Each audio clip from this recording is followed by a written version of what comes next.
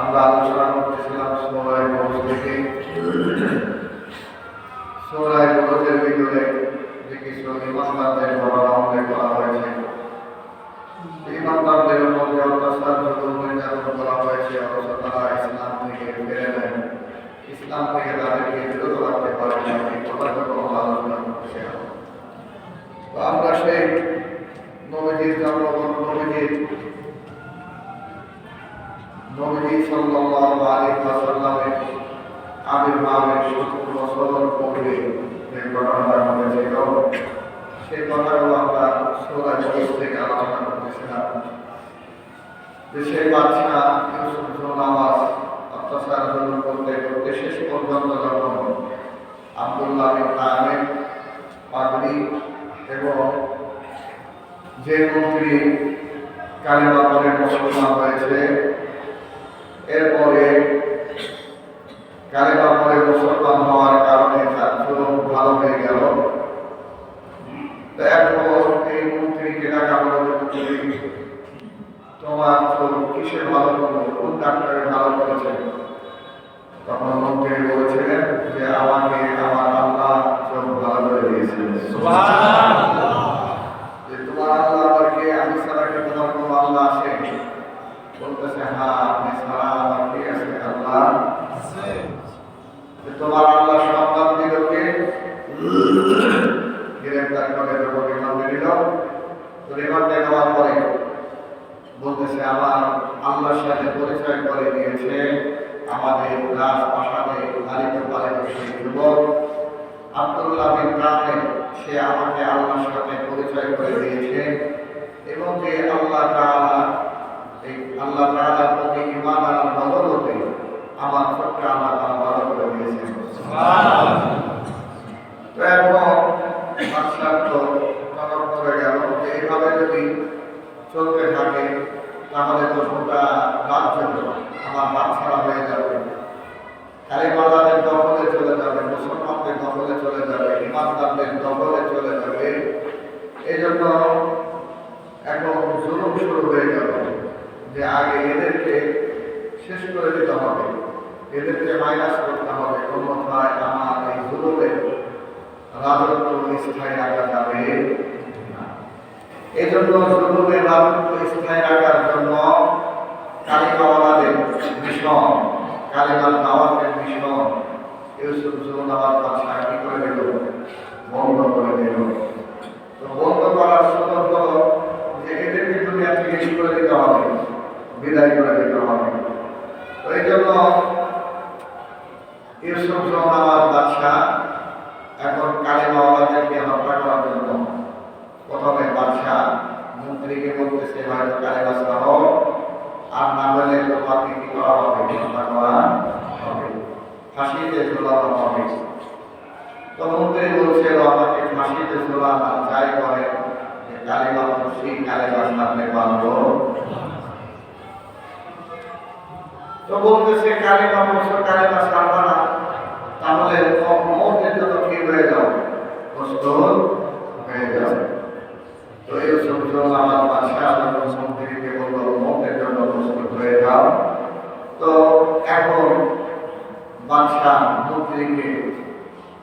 ফাঁসি দিয়ে দিবে, শহীদ করে ফেলবে, বিশাল আয়োজন করা হলো যাতে করে তার এই শাস্তি দেখে আর কোনো মানুষ কালিমা না করে, মুসলমান না হয়।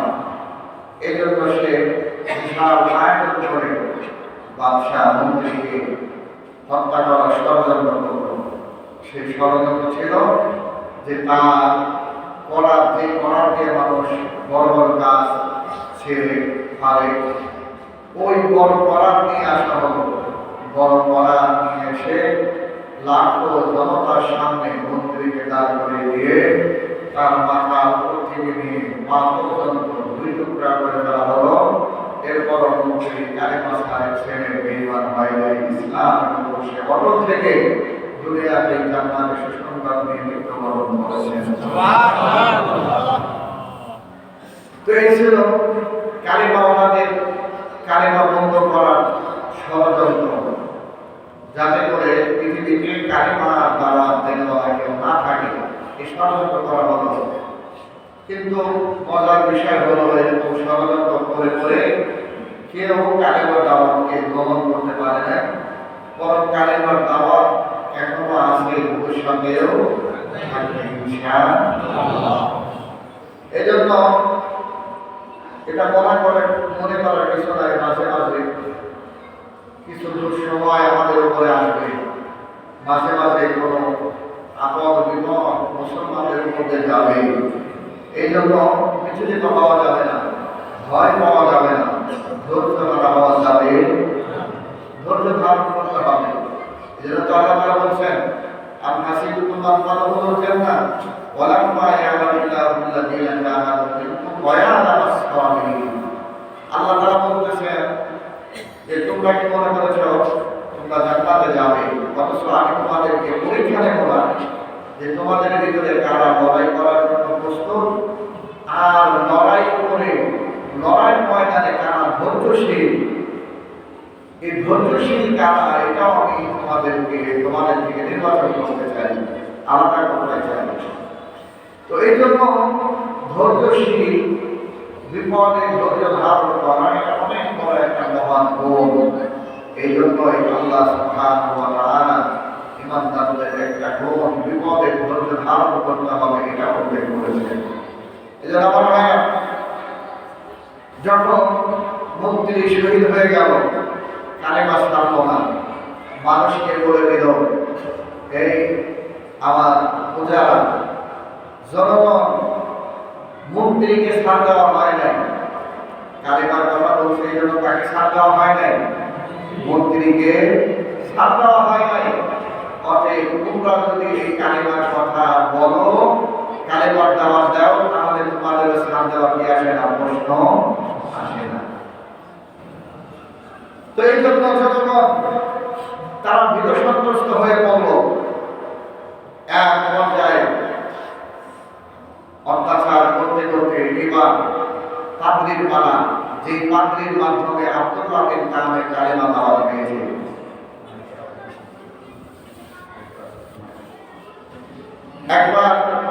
এইবার আব্দুল্লাহ বিন তামের পালা, বলতেছে, আব্দুল্লাহ, তোমারে আমি রাষ্ট্রীয় কোষাগার থেকে বেতন দিয়ে, ভাতা দিয়ে, ভরণ পোষণ দিয়ে লালিত পালিত করলাম। তোমাকে আমি রাষ্ট্রীয়ভাবে প্রতিষ্ঠিত করার জন্য তোমার পিছনে আমি অর্থ ব্যয় করলাম, অথচ তুমি আমার রাষ্ট্রীয় কোষাগারে সব সুবিধা গ্রহণ করে আমার রাষ্ট্রের পক্ষে কাজ করা তো দূরের কথা, বরং আমার রাষ্ট্রের বিরুদ্ধে তুমি কাজ করতেছ। রাষ্ট্রের বিরুদ্ধে কাজ করা মানে আমি হইলাম নিজে মুশরিক, আল্লাহকে মানি না, অথচ তুমি আমার বিরুদ্ধে কালেমার দাওয়াত, ইনজিলের দাওয়াত, ঈসা নবীর দাওয়াত মানুষের মাঝে দিয়ে জনগণকে আমার বিরুদ্ধে ক্ষেপে তোলার জন্য তুমি ষড়যন্ত্র করতেছ। অতএব তুমি তোমার এই কাজ থেকে বিরত হও, অন্যথায় তোমার পরিণতি কি হয়ে যাবে, খারাপ হয়ে যাবে। আব্দুল্লাহ বিন তামের তার আগে যখন পাদ্রীকে বলা হলো যে, পাদ্রী, তুমি আমার রাজ্যের একজন সাধারণ প্রজা, তুমি কিভাবে এই সাহস পাইলে যে আমার বিরুদ্ধে কালেমার দাওয়াত দেওয়া? তো তুমি তোমার কালেমার দাওয়াত থেকে বিরত থাকো, অন্যথায় তোমার পরিণতি কিন্তু আমার মুক্তির মতো হয়ে যাবে। তো সবারই একই কথা, যারা কালেমা বলে, যারা ইমানদার, তারা দুই নম্বর কথা বলতে পারে না, দুমুখী কথা বলতে পারে না, মুনাফিকি কথা তারা বলতে পারে না। মুখে এক কথা, অন্তরে আর এক কথা, যেটা আমাদের মুসলমানদের স্বভাব, যে আমরা মানুষকে তাৎক্ষণিক সান্ত্বনা দেওয়ার জন্য মুখে একটা বলে দেই, কিন্তু ভিতরে থাকে আমাদের নিফাকি, ভিতরে থাকে আমাদের অন্য বিষয়। অতএব এমন নিফাকি আল্লাহ তাআলা পছন্দ করে না। বিদায় হযরতে আব্দুল্লাহ বিন কাবের উসমান ওই ইনজিলের পাদ্রী বলতেছে, বাদশাহ আপনি হত্যার ভয় দেখান, আপনি আমাদেরকে শহীদ করার ভয় দেখান। এই হত্যা আর শহীদ করার ভয় এটা তো তারা পায় যারা দুনিয়াতে চিরস্থায়ী সুখ আর শান্তি মনে করে। আমরা মুসলমান ইমানদার, আমরা দুনিয়াকে চিরস্থায়ী সুখ শান্তির জায়গা মনে করি না, এখনো করি না, ভবিষ্যতে পারবো না। যার কারণ আমরা জানি যদি আমরা হকের পথে থেকে ইন্তেকাল করতে পারি, তাহলে এই মওত তোমাদের জন্য হলো গজব। যেহেতু তোমাদের মওতের পর হবে জাহান্নাম আর আমাদের মওতের পর হবে জান্নাত, অতএব আমরা আমাদের এই মওতকে হাদিয়া হিসেবে গ্রহণ করে এমন শাহাদাতের মওত আসার বার গ্রহণ করার জন্য আল্লাহ রাজি আছেন। সুবহানাল্লাহ। এইবার মুসলমান ইনজিলের আলেমকে বাদশাহ বলতেছে, আচ্ছা তুমি যদি বিরত না হও তাহলে তোমার কিন্তু ওই মন্ত্রীর মতো শহীদ করে দেওয়া হবে। ইনজিলের আলেম বললেন, পাত্রী বললেন, সমস্যা নাই, একবার নয় হাজারবার শাহাদাত বরণ করতে রাজি আছি, কিন্তু কালিমা ছাড়তে পারবো না। এইবার পাদ্রীকে শহীদ করে দেওয়ার জন্য আপনার ওই রকম করে করার নিয়ে আসা হলো। বড় করার দিয়া, যে করার দিয়া কাজ করা হয়, ওই করারটা মাথার উপর দিয়া ওই ইনজিলের বহানের পাদ্রীকে দুনিয়া থেকে বিদায় করে দেওয়া। শাহাদাত বরণ করলেন। এইবার আব্দুল্লাহ বিন তামির পর চলে আসলো। আব্দুল্লাহ বিন তামিরকে বলতেছে, তুমি যেহেতু ছোট মানুষ, তোমার এই সুযোগ দেওয়া হলো, দুইজনকে শহীদ করে দেওয়া হলো, এইবার তোমার পালা।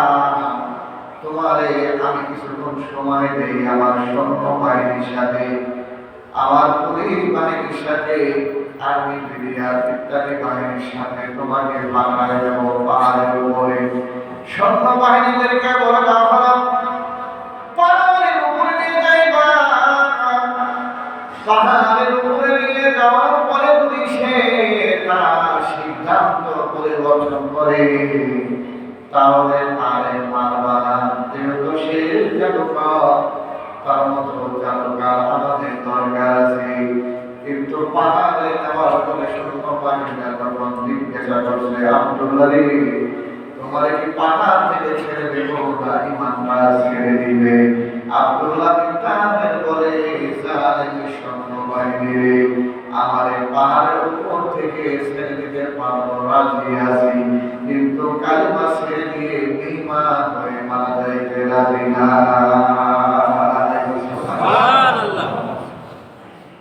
এবার আব্দুল্লাহ বিন তামির মুসলিম শরীফের হাদিসের মাঝে উল্লেখ করা হয়, আব্দুল্লাহ বিন তামির এইবার আল্লাহর কাছে দোয়া করলেন,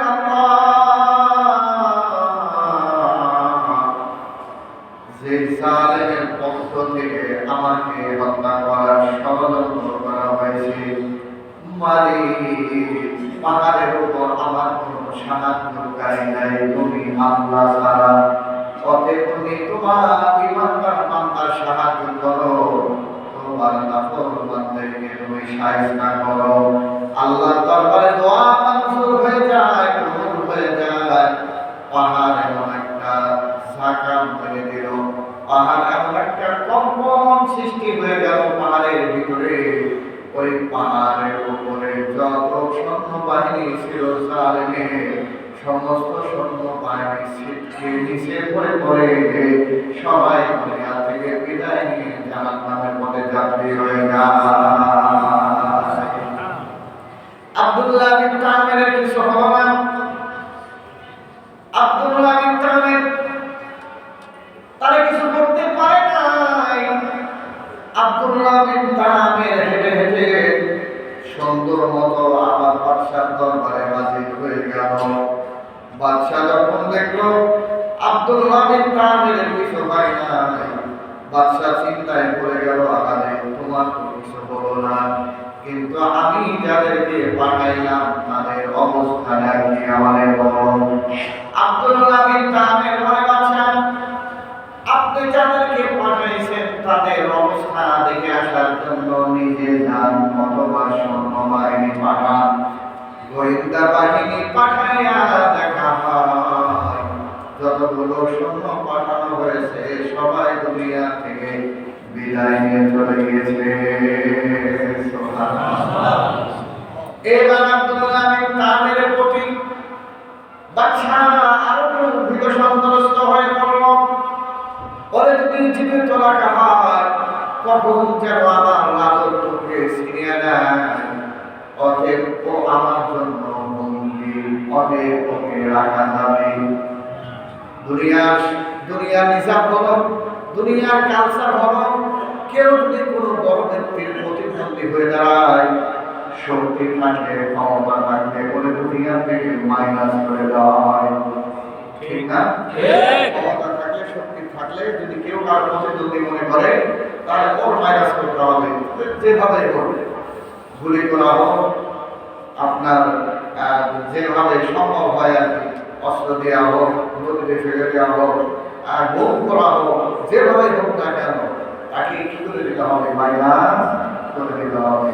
এই জন্য আমাদের দেশেও মাঝে মাঝে গুমের ঘটনা ঘটে, কি ঘটে না? বহু ঘটনা ঘটে আমার ভাইরা। তো এই জন্য আব্দুল্লাহ বিন তামির এখন ইউসুফ নওয়াজের জন্য হুমকি হয়ে দাঁড়াইল, না জানি কখন এর মাধ্যমে আমার রাজত্ব কি হয়ে যায়, শেষ হয়ে যায়। তার কারণ এটা তো দুনিয়াটা, এদের কাছে দুনিয়াটা সব থেকে বড়। দুনিয়ার বিনিময়ে যদি আখিরাতও শেষ হয়ে যায় তাদের প্রতি সমস্যা। আবু জেহেল উতবা সাইবা এরা কালিমা কেন বলেন? এরা সব জানত, এরা বুঝতো যে মুহাম্মাদের ধর্ম যে সত্য, এই ব্যাপারে কোনো কিনা সন্দেহ নাই। নবীজির অলৌকিকতা তারা দেখেছে। ওরা উপহাস করে আবু জেহেল নবীজির কাছে গিয়ে বলছেন, মুহাম্মদ সাল্লাল্লাহু আলাইহি ওয়াসাল্লাম, আমার হাতের ভিতরে কি আছে তুমি যদি বলতে পারো তাহলে তোমার প্রতি ঈমান নিয়ে আসবো। আল্লাহর পয়গম্বর আবু জেহেলকে বলতেছে, চাচা আপনার হাতের ভিতরে কি আছে?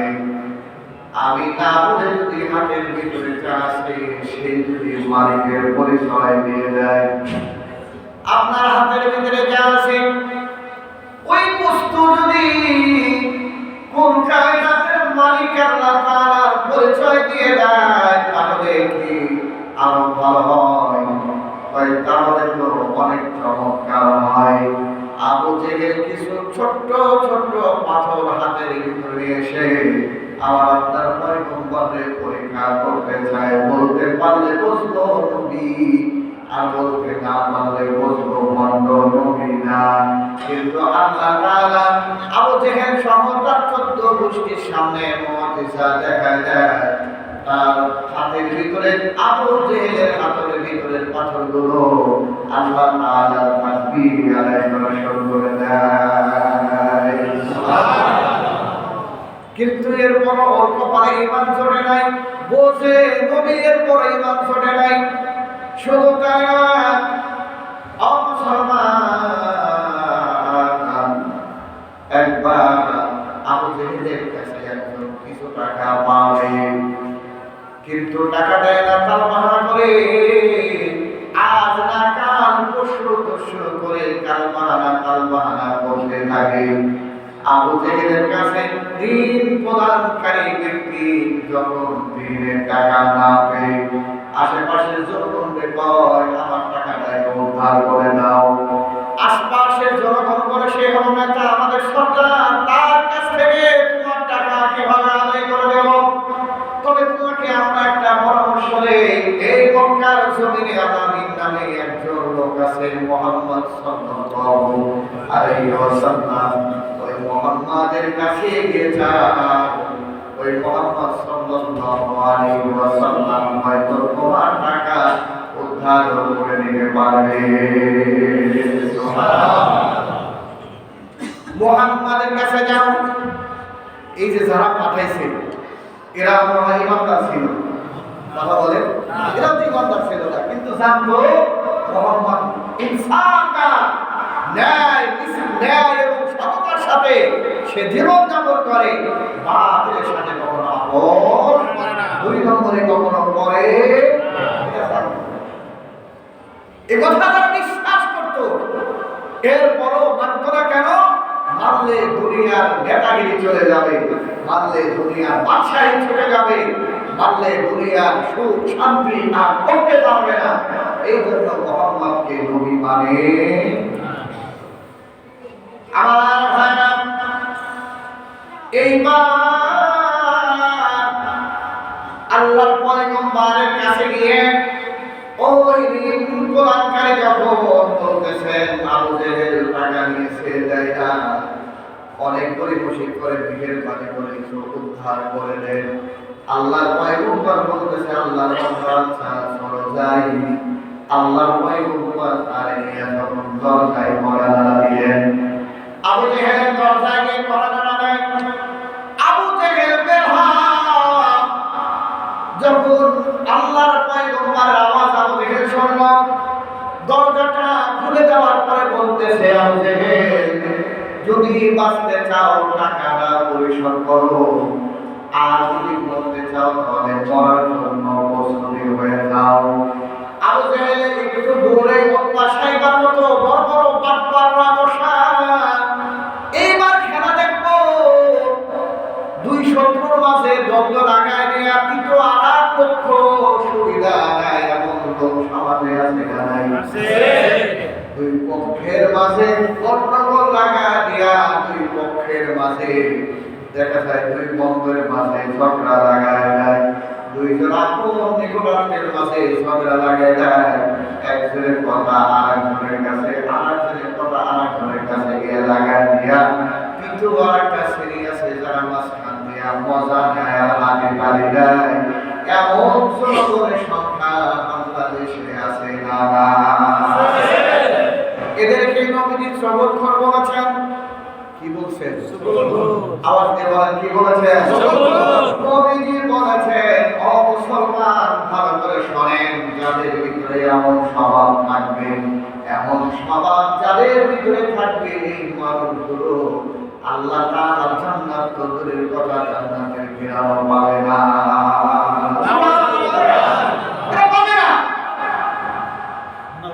এই জন্য মুসলমান বন্ধুগণ, আল্লাহর পয়গম্বর আবু জেহেলের কাছে টাকা উদ্ধার করতে গেল। অভ্যাস নাইবার মতো যারা বাটপারেরা মনে করছে আজকে আবু জেহেলের হাতে হয়তো সে মার খাবে, মুহাম্মদ আল্লাহ তামাশা দেখব। কিন্তু ঘটনাটা উল্টা ঘটে গেল। আল্লাহর পয়গম্বর গিয়া যখন বলে মুহাম্মদ, আল্লাহর পয়গম্বর গিয়া যখন বলে চাচা আবু জেহেল দিন পরিশোধ করে দেন, এখন আবু জেহেল দেখতেছে মুহাম্মদ সে আমার দরবারে আসছে, বাড়িতে আসছে, ঋণ আদায় করার কথা বলে, কিন্তু কখনো তো এমন গরম হয়ে আসে না। আজকে এত গরম কেন? অন্য সময় দাওয়াত নিয়ে যান, কালেমার দাওয়াত নিয়ে যান, চাচা আপনি একটু কালেমা বলেন, চাচা আপনি একটু কালেমা বলেন, এই কালেমার দাওয়াত নিয়ে যায়, এই জন্য থাকে নরম ঠান্ডা। আজকে এসে হক আদায় করার জন্য, নির্যাতিত মানুষের অধিকার ফেরায় দেওয়ার জন্য, অত্যাচারের বিরুদ্ধে নির্যাতিত মানুষের পাশে দাঁড়ানোর জন্য জালেমের বিরুদ্ধে গিয়ে তখন আর মাথার উপরে কথা বলা না, তখন তার সাথে যেমন আচরণ করার দরকার নবীজি তেমনই আচরণ করেছেন। দেখবেন জালেমদেরকে যতই মাথায় উঠাবেন তারা ততই মাথায় উঠবে, আর আপনাদেরকে যত নিচে নামানো যায় ততই তারা নিচে নামায়। এই জন্য মাঝে মাঝে জালেমদের বিরুদ্ধেও দাঁড়িয়ে যেতে হবে। যখন মাজলুম জনতা ঐক্যবদ্ধ হয়ে জালেমের বিরুদ্ধে দাঁড়িয়ে যাবে তখন দেখবেন জালেমরা লেজ গুটিয়ে পালাতে বাধ্য হবে। আমার মুসলমান ভাইরা, আল্লাহ পয়গম্বর এবার জালেমের বিরুদ্ধে নিয়েছেন।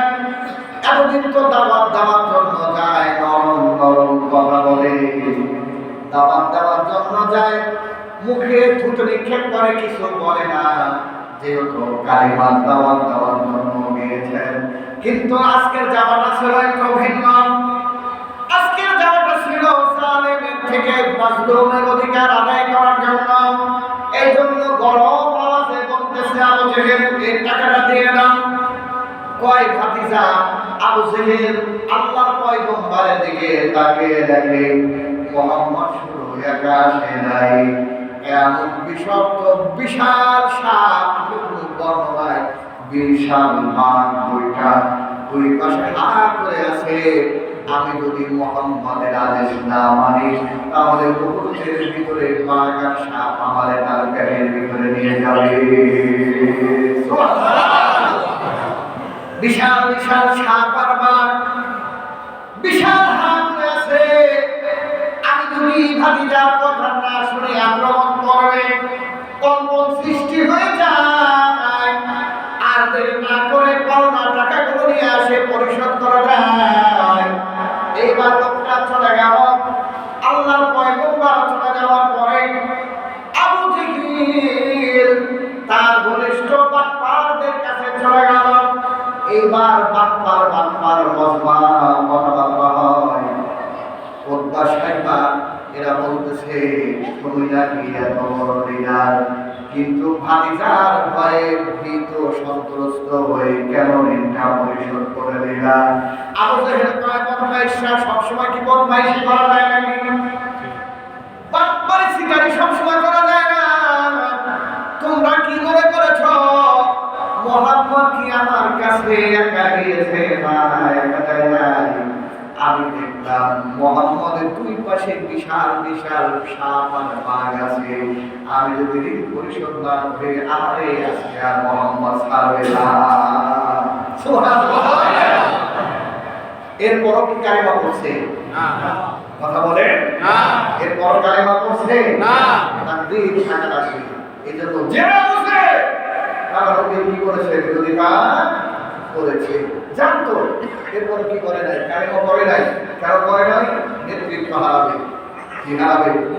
নেতৃত্ব হারাবে। আর আমার দেশের ভিতরেও কেউ যদি একটু ভালো থাকতে চায়, খাইতে চায়, পড়তে চায়, সৎ থাকতে চায়, দেখা যায় উপর নিচের জালেমদের কারণে, দুর্নীতিবাজদের কারণে আপনার ভালো থাকতে পারে না। এমন ঘটনা ঘটছে কি ঘটে নাই? ঘটছে। মুসলমান বন্ধুগণ খুব ভালো করে বুঝবেন। এইবার ইউসুফ জুনার বাদশা দেখল যদি আব্দুল্লাহ বিন তামিরকে সরানো না হয় তাহলে আমার রাজত্ব নিয়ে টানাটানি বেঁধে যাবে।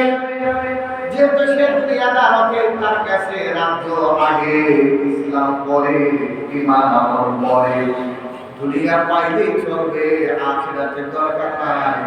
এমন কিছু মানসিকতা পরিবর্তনকারী মানুষ আমাদের আছে না? দুনিয়ারই চলবে, আখিরাতে কি হবে না দরকার? ভাইরা আমার লক্ষ্য করেন, খুব ভালো করে বসেন। এইবার আব্দুল্লাহ বিন তামিরকে আউট করা লাগবে, মাইনাস করা লাগবে। তাকে এবার মাইনাস করার জন্য সৈন্যবাহিনী দিয়ে সমুদ্রের ভিতরে ফেলে দেওয়ার জন্য তাকে পাঠায় দেওয়া হয়। তাকে নিয়ে যাও সমুদ্রে, নিয়ে যাও সমুদ্রে, নিয়ে তাকে ফেলে দিলাম। সৈন্যবাহিনী বিশাল নৌকা তারে নদীর মাঝখানে গিয়া সমুদ্রের ভিতরে গিয়া তারে ফেলে দেওয়ার ষড়যন্ত্র করল। কিন্তু আল্লাহ তাআলার কাছে আব্দুল্লাহ বিন তাদের দোয়া করে, আল্লাহ আমি সত্যের পক্ষ অবলম্বন করার কারণে এত জুলুম অত্যাচার করা হয়, মেহেরবানি করে আপনি আমাদের সাহায্যকারী হয়ে যান। আব্দুল্লাহ বিন তাদের দোয়া আল্লাহর দরবারে মঞ্জুর হয়ে গেল।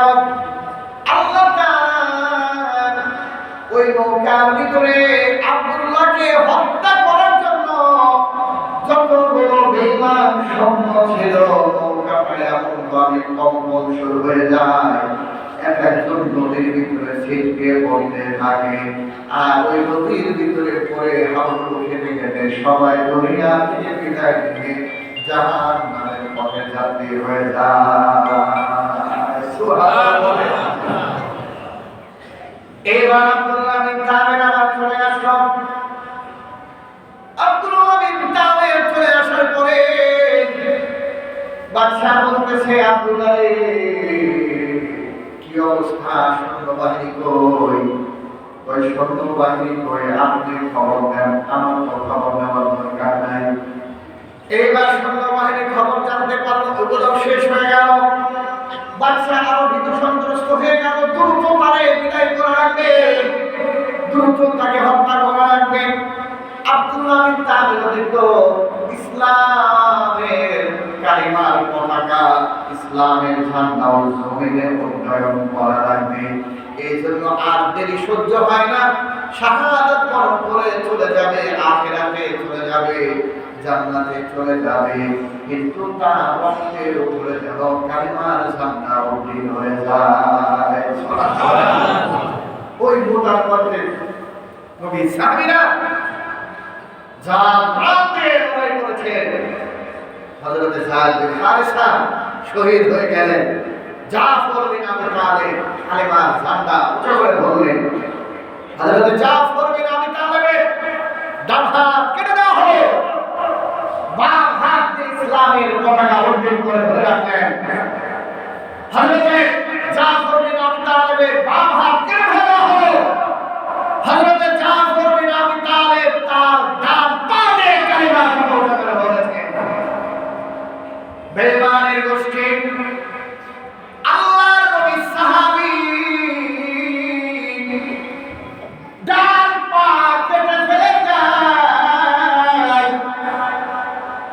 আবার বাম পা দিয়ে কালিমার পতাকাটা উঁচা করে ধরে। বেঈমানের গোষ্ঠী কালিমার পতাকাটা জমিনে ফেলে দেওয়ার জন্য বাম পাটা কেটে ফেলে দেয়। আল্লাহর নবী সাহাবী হযরত জাফর বিন আবি তালেব নিজের সাধ্য মোতাবেক, হাদিসের কিতাবের মাঝে বুখারীর বর্ণনার মাঝে উল্লেখ করা হয়, আল্লাহর নবী সাহাবী তার দাঁত মুবারক দিয়া, তার দুইটা দাঁত দিয়া ওই ইসলামের পতাকার ঝান্ডা উঁচু করে ধরে রেখেছে। আল্লাহর নবী সাহাবীরা হয়রান হয়ে যায়। আবু জাফর বিন আবি তালেবকে দেখা যায় না, কিন্তু কালিমার পতাকা এখনো উঠতে দেখা যায়। কালিমার পতাকা জমিনে পড়ে নাই, জাফরকে দেখা যায় না। জাফরকে দেখা গেল, সাহাবীরা দৌড় দিয়ে আসছে আব্দুল্লাহ বিন রাওয়াহা। আব্দুল্লাহ বিন রাওয়াহা আবু উবাইদা ইবনে জাররাহ সহ বড় বড় সাহাবীরা দৌড়ায়। আবু উবাইদা ইবনে জাররাহ বলেন, আমি যখন গেলাম কাছে গিয়ে দেখি আব্দুল্লাহ ডান হাত নাই, বাম হাত নাই। কালিমার পতাকা ধরে রাখার জন্য ডান পা বিচ্ছিন্ন করে দেওয়া হয়েছে, বাম পা বিচ্ছিন্ন করে দেওয়া হয়েছে। কিন্তু আল্লাহর বান্দা তার বান্দার মুবারক দিয়া এই জমিনের ভিতরে আল্লাহর কালিমার পতাকা নিচে হইতে দেয় না। এইবার আবু উবাইদা ইবনে জাররাহ বলেন, স্বপ্নে যুগে আমার দিদার হয়ে গেল জাফর বিন আবি তালেবের সাথে। জিজ্ঞাসা করলাম, জাফর কেমন আছো? জাফর বিন আবি তালেবকে দেখলাম ডানা নাই, হাত নাই, পা নাই, কিন্তু জান্নাতের ভিতরে এসে সুন্দর স্বর্ণের ডানা দিয়া উঠতেছে আর জান্নাতের নাম ভক্ষণ করতেছে। আমি জিজ্ঞাসা করলাম, যাও তোমার তো ডানা ছিল না, তুমি ডানা পাইলে কোথায়?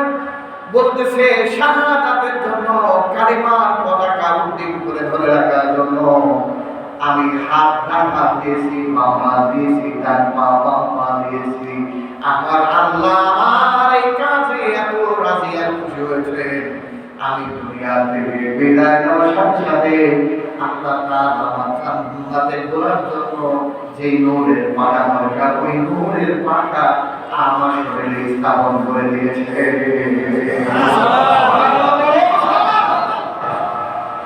আমার মুসলমান ভাই, তো এইবার খুব ভালো করে বসেন।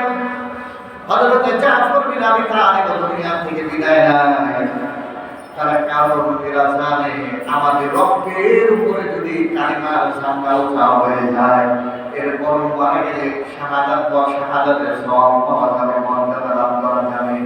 এবার আব্দুল্লাহ বিন রাওয়াহা শাহাদাত বরণ করলেন। লম্বা কথা বাবা, আব্দুল্লাহ বিন তামির ঠিক ভাবে বলতেছেন যে আমার ওরা তো শহীদ করবে, আজ ও কাল হোক আমাকে শহীদ করে দিবে, আমি আর দেরি করতে চাই না, আমি শাহাদাত বরণ করব, কিন্তু আমার রক্তের উপরে এই জমিনে ইসলামের ঝান্ডা উঁচা করে যাব। আমার নবী সাহাবায়ে কেরাম রক্ত দিয়ে ইসলামের কালিমা উঁচা করে ধরলেন। আব্দুল্লাহ বিন তামির বাদশা ইউসুফ জুনাওয়াজকে বলতেছে, আমাকে মারবা? কয় হ্যাঁ তোমাকে মারবো। কয় আমাকে কেমনে মারবা? আমাকে মারতে হইলে তো আমার ফর্মুলা মানা লাগবে। কয় তোমার ফর্মুলা কি বলে দাও। আব্দুল্লাহ বিন তামির বলতেছে, আমার ফর্মুলা হলো আমাকে যদি মারতে যাও তাহলে বিশাল একটা ময়দানে তোমার জন্য তাকে উপস্থিত করানো লাগবে। কয় করাবো, সমস্যা কি? বিশাল ময়দানে জনতা উপস্থিত হয়ে যাবে, ওই জনতার সামনে তুমি আমাকে দাঁড় করাইবা, আমি যে ফর্মুলা বলবো ওই ফর্মুলা অনুযায়ী তুমি আমাকে যদি আঘাত করতে পারো, আমি শাহাদাত বরণ করবো। কয় আচ্ছা তোমার ফর্মুলাটা একটু জানায় দাও, শোনায় দাও। আব্দুল্লাহ বিন তামির বলতেছে, আমার ফর্মুলা হলো তুমি যখন আমাকে শুনেতে চড়াইবা, শুনেতে চড়াইলে তোমারতে পারবা না, তুমি তীর ধনুক নিবা, তীর ধনুক নিয়া যখন আমার দিকে ছড়বা তখন তোমাকে বলতে হবে বিসমিল্লাহি রাব্বি হাযাল গোলাম। তোমাকে এই কথা বলতে হবে, বিসমিল্লাহি রাব্বি হাযাল গোলাম। এই গোলামের রবের নামে তীর নিক্ষেপ করলাম। সুবহানাল্লাহ। তারপরে এই গোলামের রব কে? আল্লাহ। আল্লাহ নামে কি ছুটতেছি, তীর ছুটতেছি, এই কথা তোমাকে বলতে হবে। লাখ জনতার সামনে, বিশাল মজমার সামনে, বিশাল মজমার সামনে যখন আব্দুল্লাহ বিন তামির হাজির করে এই ঘোষণাটা যে বিসমিল্লাহি রাব্বি হাযাল গোলাম, এই কথা বলে যখন ইউসুফ আমার বাবার বাদশাহ চললাম তীর নিক্ষেপ করে দেয়। তিরমিজি শরীফের বর্ণনা, মুসলিম শরীফের বর্ণনা উল্লেখ করা হয়েছে, আব্দুল্লাহ বিন তামিরের কানের পাশ দিয়ে তীরটা চলে যায়। আব্দুল্লাহ বিন তামির হাতটা দিয়া কানের রক্তটা চেপে ধরলেন, কিন্তু রক্ত বের হয়ে জমিনে পড়ে গেল। সেই জমিনে মুসলমানের রক্ত পড়ে, ওই জমিনে ইসলামের জন্য আল্লাহ উর্বর করে দেয়। কিসের রক্ত? মুসলমানের রক্ত। যে জমিনের ভিতরে মুসলমানের রক্ত বেশি ঝরে, ওই জমিনে কালিমাওয়ালাদের ইসলামের উর্বর আল্লাহ করে দেয়। ওই জমিনের ভিতরে ইসলাম মুসলমানের আল্লাহ তাআলা প্রতিষ্ঠিত করে দেয়।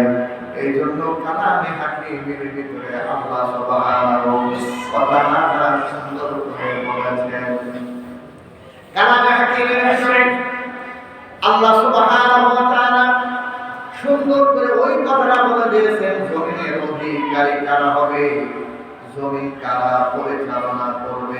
আল্লাহ রাব্বুল আলামিন সেই কথা নবীজির জবান দিয়ে শোনায় দিয়েছেন। তাওরাতের ভিতরে আল্লাহ তাআলা এই কথাটা লিখে দিলেন জাবুরের ভিতরে। হযরত দাউদের জাবুর কিতাবের ভিতরে লিখে দেওয়া হয়েছে ওয়ালাকাদ কাতাবনা ফিজ জাবুর ওয়ালাকাদ কাতাবনা ফিজ জাবুর মিন বা'দিল যিকরি আন্নাল আরদা ইয়ারিসুহা ইবাদিয়াস সালিহুন।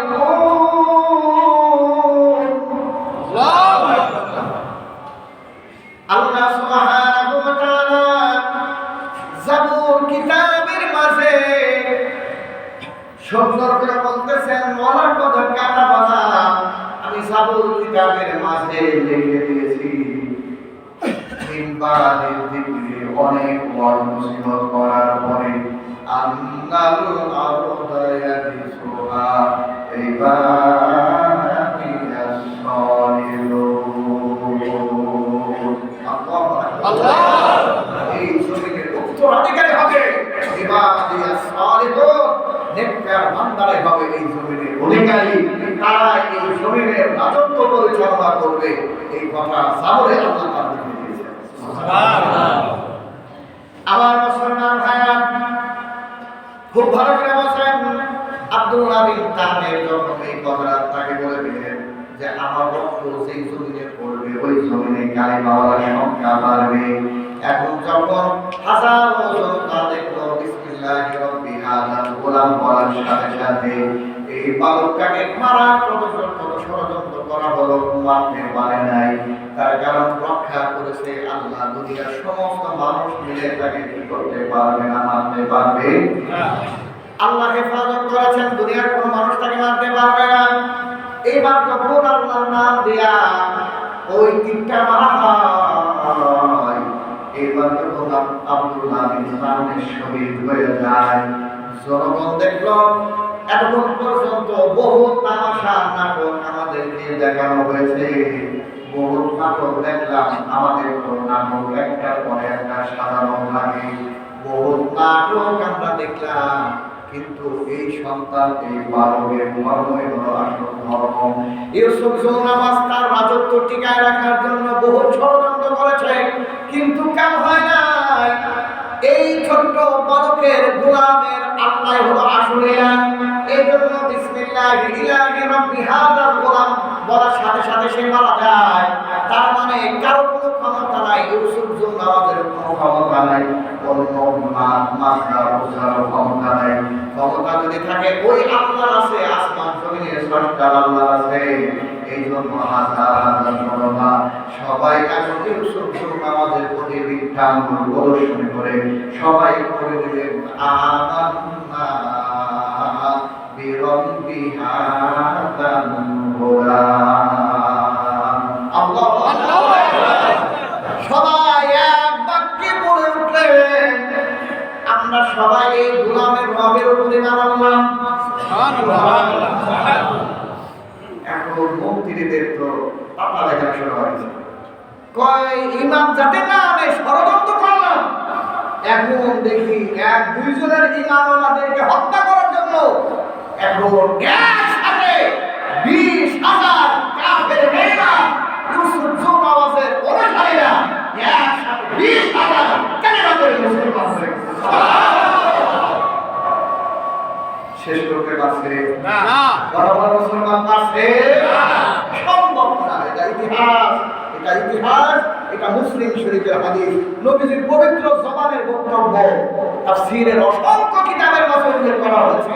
এই বাস্তব ঘটনাটা যতই ষড়যন্ত্র করা হয়েছে, ইসলাম আর মুসলমানরা ততই এই জমিনের ভিতরে শক্তিশালী হয়েছে। ইনশাআল্লাহ আগামীতেও হবে ইনশাআল্লাহ। আমার ভাইরা, আজকে আর বলা যাবে না, সময় শেষ হয়ে গেছে। আগামী বাকি কথাগুলো ইনশাআল্লাহ পরে বলা হবে। তাহলে আমরা বুঝতে পারলাম কি, এই ইউসুফ জৌনামাজ বাদশাহ যতই ষড়যন্ত্র করলো যে এদেরকে শহীদ করে দিয়ে হয়তো কালিমাওয়ালাদেরকে দমন করা যাবে, এদেরকে থামানো যাবে, কিন্তু আসলে কি থামছে না, বরং তার উল্টা হয়ে গেল। 3 জনের বিনিময়ে 20 লক্ষ কালিমাওয়ালা জমিনে।